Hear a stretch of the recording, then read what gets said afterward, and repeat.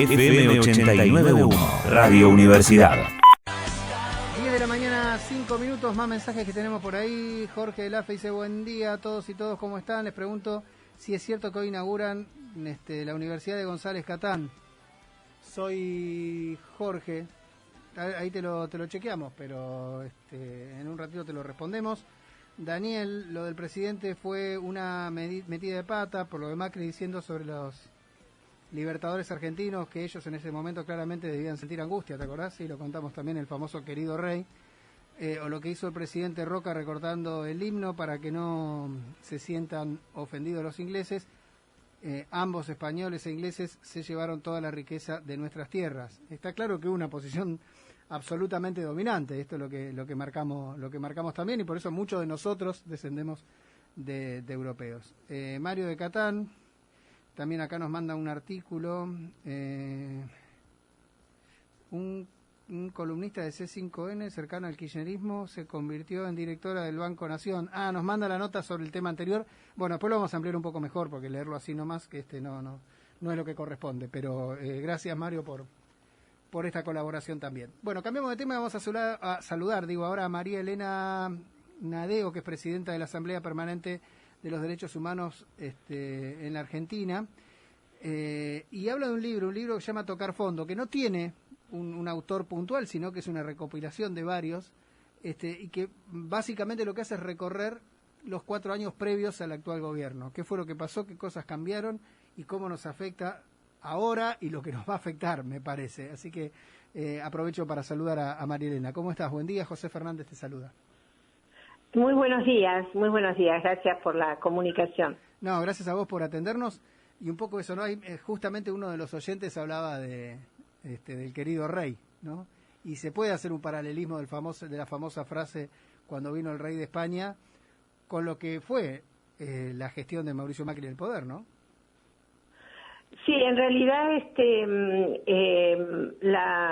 el libro, la publicación de la PDH Tocar Fondo tiene que ver justamente con hacer un análisis de las políticas públicas durante los 4 años de gobierno de Cambiemos, del PRO en aquel momento, porque nos parece que hay una memoria muy fragilizada, ¿no? Muy desbordada por los acontecimientos, por la pandemia, ya en el final del gobierno de Macri empezamos a recopilar información. La Asamblea tiene una cantidad de regionales a lo largo y ancho del país, y además tiene secretarías técnicas, que son espacios de militancia todas ellas, ¿no? Pero bueno, con distintos grados de especialización. Entonces, la Secretaría de Jurídicos, la Secretaría de Género, de Educación, la Secretaría de Pueblos Originarios, todas ellas habíamos generado informes periódicos acerca de cómo se estaban desmantelando las políticas sociales en el gobierno de Mauricio Macri, un recorte gradual, paulatino, las cesantías indiscriminadas, el vaciamiento de muchos programas muy interesantes, y por supuesto algunos temas económicos grosos como el endeudamiento externo, como la reforma previsional. Ustedes se acuerdan de esas grandes movilizaciones que terminaron con cientos de detenidos, con heridos, y todo el proceso de persecución a los opositores y opositoras políticas, ¿no? Y sociales. Todo el tema del lawfare, cuyo primer capítulo fue escrito salvajemente en la provincia de Jujuy, con la detención de la gente de la militancia de la Tupac Amaru y de su líder, Milagro Sala, en fin. Y en el sur, la lucha de los mapuches y la represión llevada adelante por Patricia Bullrich, con esos nuevos protocolos que destruyeron ciertas garantías que lentamente durante la gestión de Nilda Garré se habían ido, en gobiernos anteriores, se habían ido armando, organizando, y bueno, y esa represión que terminó con la muerte de Santiago Maldonado y Rafael Nahuel. Bueno, todo eso vivimos muy agitadamente en la PDH. Nuestros equipos jurídicos son querellantes en esas causas. Trabajamos activamente por la libertad de los presos y presas políticas heredados de aquella época, y por supuesto que saludamos las medidas que tienen que ver con recuperar el mercado interno, recuperar las políticas sociales. Por eso que, bueno, yo lamento profundamente las expresiones del presidente de ayer, porque venimos trabajando, sentimos que vamos trabajando en otro sentido, en el sentido de la recuperación de la identidad de los pueblos originarios. Hay una legislación que generó en la época de Cristina, de la 26.160, que es la ley que establece la obligatoriedad del censo de las tierras ancestrales y su registro y su actualización, las tierras ancestrales de las comunidades. Y bueno, esa ley, que fue muy luchada por la gente de los pueblos originarios, durante el macrismo fue suspendida.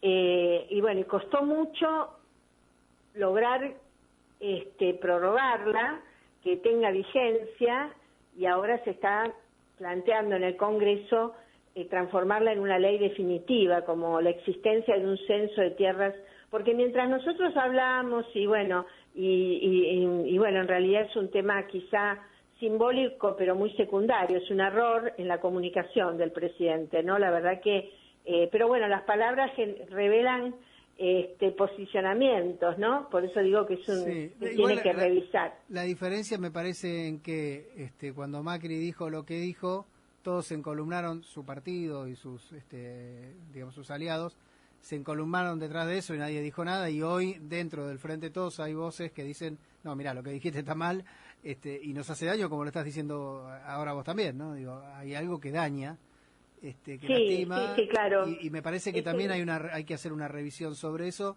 que está bueno que pase dentro de lo malo de haberlo dicho. Digo, lo bueno es que me parece que todos estamos teniendo una mirada, una lupa sobre eso, ¿no? Ahora.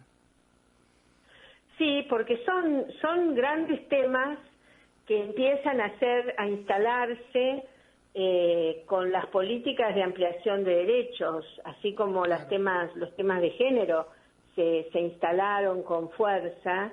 Después fue con el quinto centenario, en realidad, los 500 años, en 1992, cuando empezó un movimiento, no es hace mucho, empieza un movimiento de recuperación, de problematizar el sentido de la conquista. Sí, no nos olvidemos que hasta no hace mucho, el 12 de octubre era el Día de la Raza.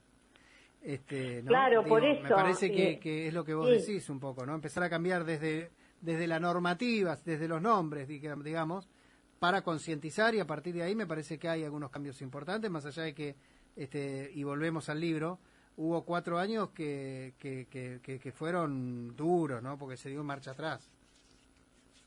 No, por eso el cambio, digamos, las políticas del neoliberalismo destruyeron gran parte de lo que quedaba del estado de bienestar, ¿no? Nosotros veníamos y hay una línea histórica que podemos decir las políticas de la dictadura militar, las políticas del menemismo también, que tuvieron ese signo neoliberal de vaciamiento, de privatizaciones, de endeudamiento externo, y después el macrismo. Es como que el neoliberalismo vuelve a posicionarse en la Argentina, le gana la partida a los gobiernos populares justamente por estas contradicciones, por estas falta de definiciones más sólidas, le gana la partida y vuelve a instalar políticas que son realmente políticas de destrucción de derechos sociales, ¿no? Entonces, por eso desde la PDH que trabajamos la integralidad de los derechos,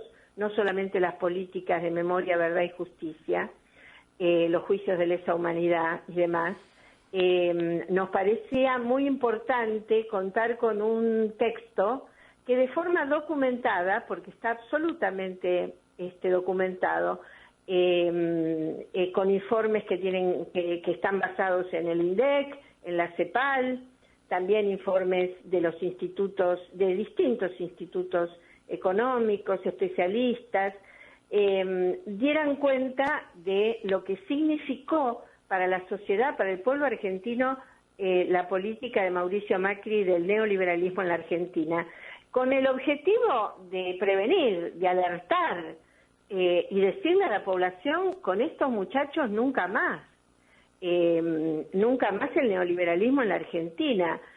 Trabajemos por gobiernos populares, democráticos, feministas, que amplíen su programa, que avancen en mayores niveles de igualdad. En un contexto como este, que bueno, como con la pandemia, la verdad que las políticas sociales se ampliaron muchísimo. En eso hay que hacer un reconocimiento, ¿no?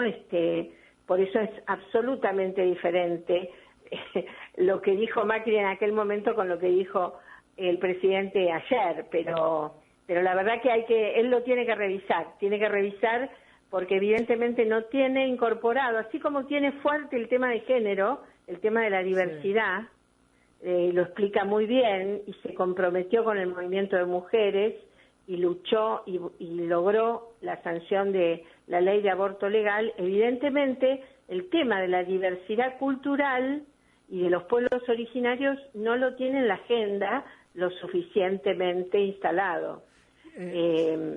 Tal vez porque yo lo que decía también es que es cierto, ¿no?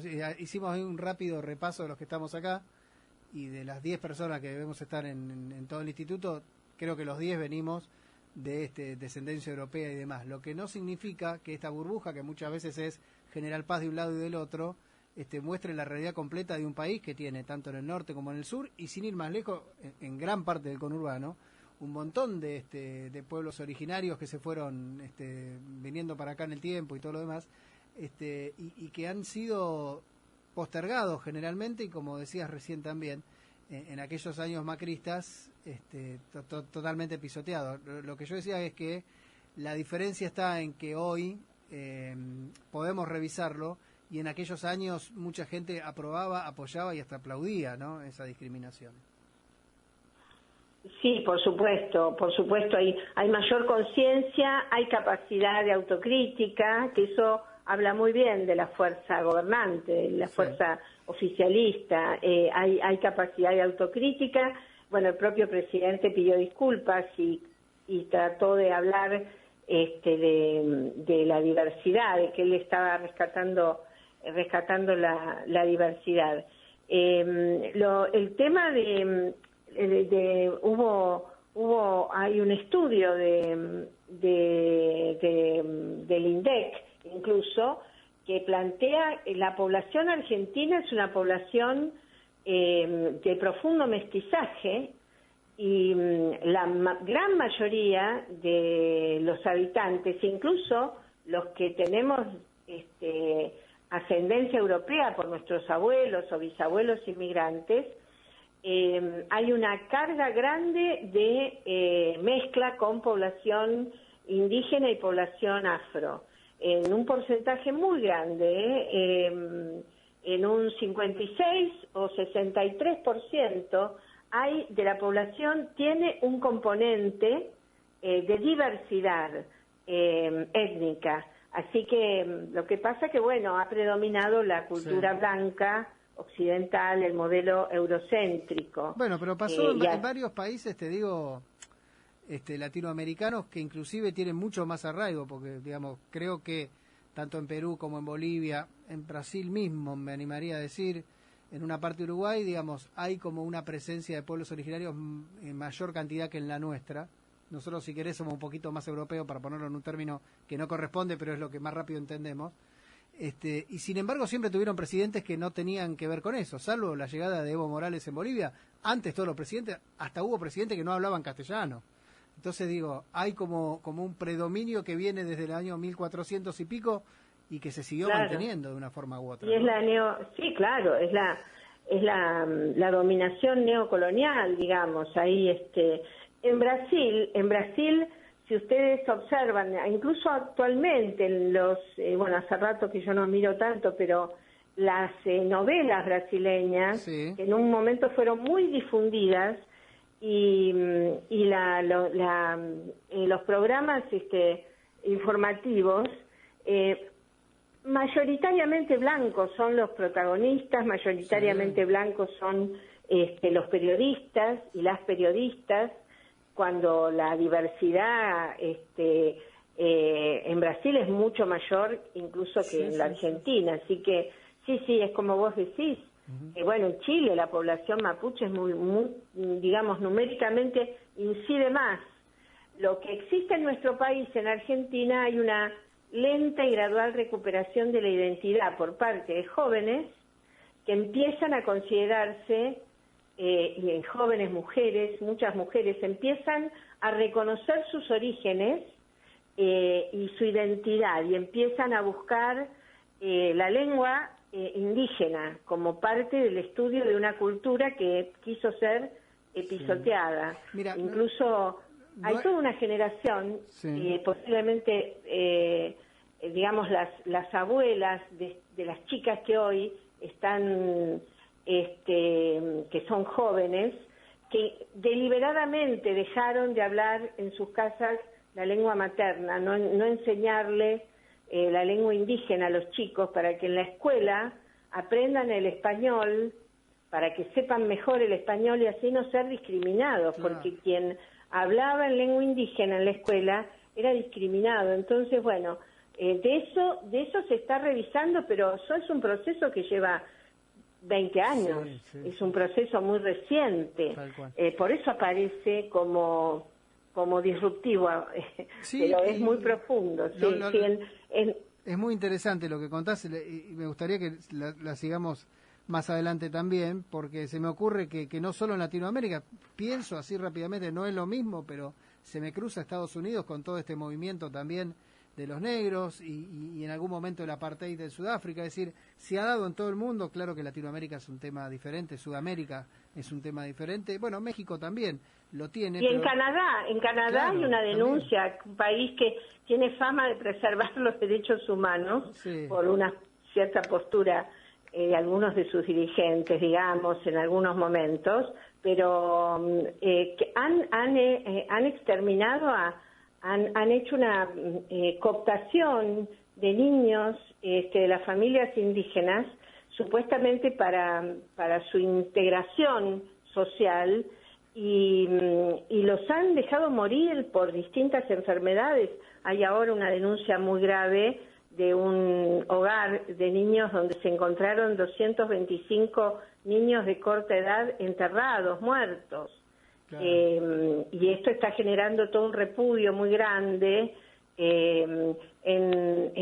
También en Australia también ha habido un proceso de este tipo, y en otros territorios como que vos mencionabas.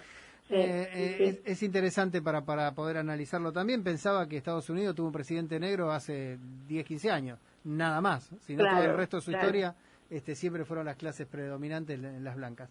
Te mando un beso grande, gracias por atendernos, y bueno, reiteramos, el libro, ¿cómo lo pueden comprar? Tocar Fondo se llama. ¿Y cómo se puede conseguir? Tocar Fondo, 4 años de gobierno de Cambiemos. Se puede comprar en las librerías, pero también se puede bajar de internet de manera gratuita. Buenísimo. En la página web de la PDH, apdhargentina.org.ar, se puede bajar de allí. También hay un blog, tocarfondo.org.ar, así que en internet lo pueden conseguir de manera gratuita o comprar en las librerías. La editorial Peña Lillo Ediciones hizo una publicación para llegar al público que habitualmente no ve internet, no llegamos nosotros con nuestra propia difusión. Gracias por atendernos, un beso grande. Gracias a ustedes, hasta pronto. Desde la Universidad Nacional de La Matanza, Radio Universidad FM 89.1. Siempre cerca.